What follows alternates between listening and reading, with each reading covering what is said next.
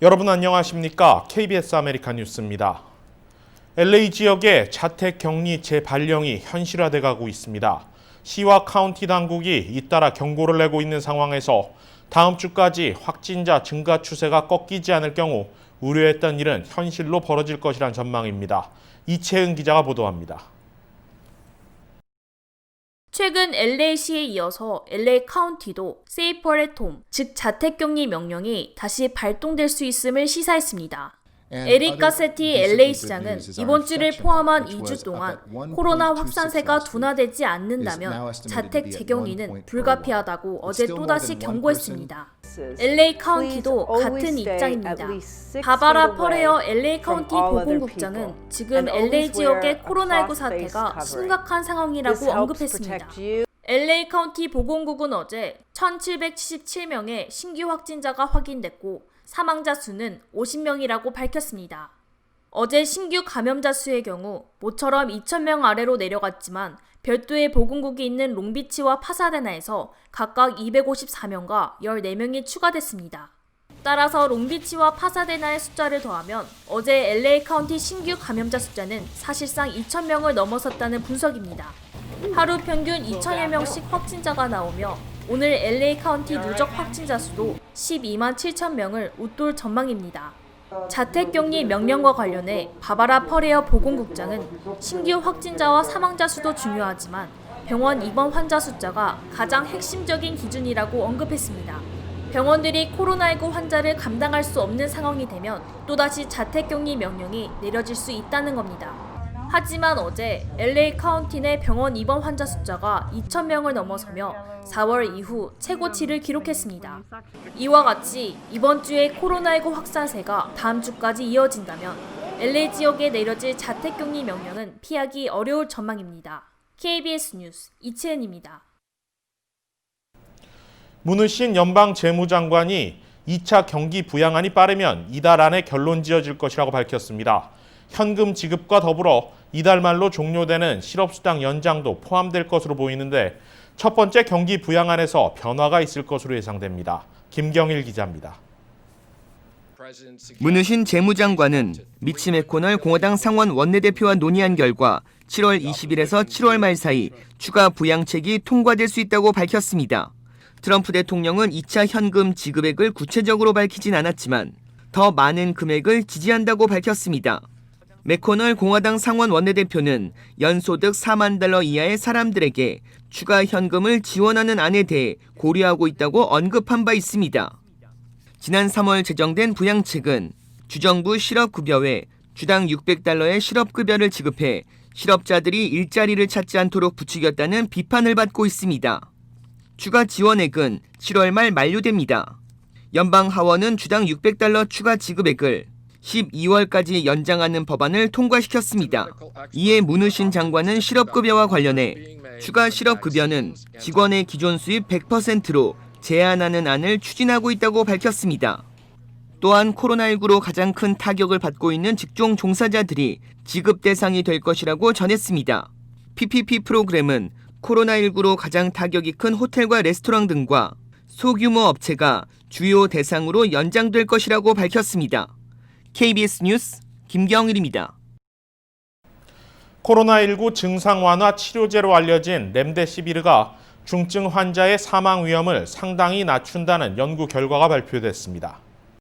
CNBC 보도에 따르면 미국 제약사 길리어드 사이언스는 렘데시비르를 투여한 코로나19 중증 환자의 경우 투여하지 않은 중증 환자보다 사망률이 62% 낮았다고 밝혔습니다. 이번 연구에서 길리어드는 312명의 삼상시험 환자를 비슷한 818명의 다른 환자들과 비교했는데 렘데시비르를 투여한 환자 중 7.6%는 사망했으며 투여하지 않은 환자의 사망률은 12.5%였습니다. 렘데시비르를 투여한 환자의 74.4%는 14일 안에 회복됐습니다. 이는 렘데시비르를 투여하지 않은 환자 중 59%가 같은 기간에 회복했다는 사실과 대조됩니다.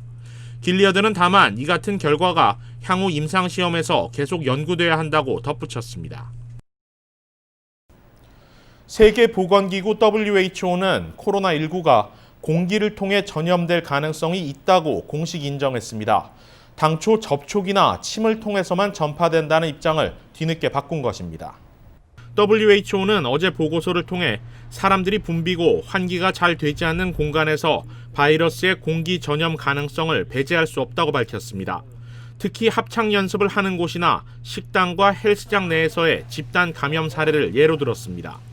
WHO는 그동안 직간접적 접촉 또는 기침이나 재채기 같은 비말이 주요 감염 경로라는 입장을 유지해왔습니다.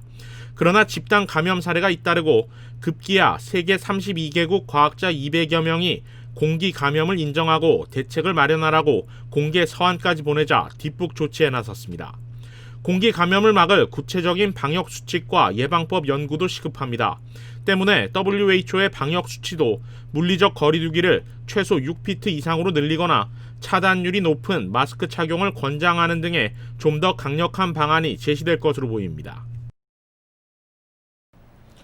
10년마다 실시되는 연방 센서스 인구조사에서 한인들의 참여율이 여전히 부족한 것으로 조사됐습니다.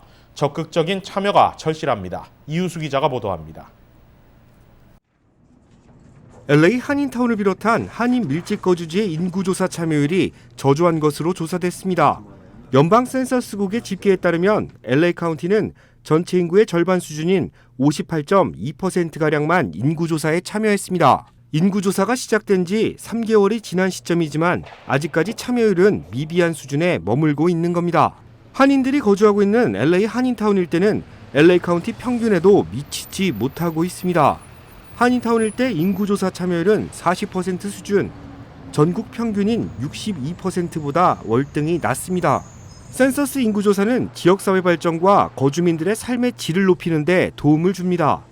6,750억 달러의 연방자금을 배분하는 기준이 되기 때문에 한인들의 참여가 늘어날수록 한인들을 위한 공공서비스 수준이 높아지는 구조입니다. 센서스 인구조사는 체류 신분에 상관없이 참여할 수 있습니다. 조사에 참여한다고 해서 이민법에 따른 불이익이 발생하지 않기 때문에 유학생과 서류 미비자들의 참여가 절실합니다. 센서스 인구조사는 각 가정으로 배송된 고유 번호를 입력한 뒤 온라인으로 간단히 진행할 수 있습니다. 한국어로 언어 설정이 가능하며 인터넷 사용이 어려운 경우 한국어로 진행되는 전화로도 참여할 수 있습니다. 설문에 걸리는 시간은 5분 정도입니다. 대면 접촉이 없기 때문에 코로나19 감염을 우려할 필요가 없으며 일상생활에 크게 지장을 줄 만큼 많은 시간도 필요하지 않습니다. 인구조사는 오는 10월 31일 마감됩니다. 다음 달부터 연방 센서스국은 아직 참여하지 못한 거주민들을 대상으로 참여를 독려할 계획입니다. 한인들의 자발적인 참여가 절실한 시점입니다. KBS 뉴스 이우수입니다. 뉴욕시가 공립학교들의 가을 학기 등교 수업과 온라인 수업을 병행하겠다고 발표하면서 찬반 논란이 뜨겁습니다. 제휴사 뉴욕 KBTV 이창원 기자입니다. 뉴욕시 공립학교가 등교 수업과 온라인 수업을 병행할 것이라는 발표에 일부 맞벌이 부모들은 자녀가 집에서 온라인 수업을 받는 경우 이를 돌봐줄 여력이 없다며 병행 수업 정책을 강력히 비판하고 있습니다. 또 학생들의 학업 성취도를 향상시키기 위해서는 100% 등교 수업을 진행해야 한다고 주장했습니다. 이와는 대조적으로 일부 학부모들은 코로나19 사태가 종료되지 않은 상태에서 등교 수업은 감염 위험에 노출될 수 있다며 반대 목소리를 높였습니다.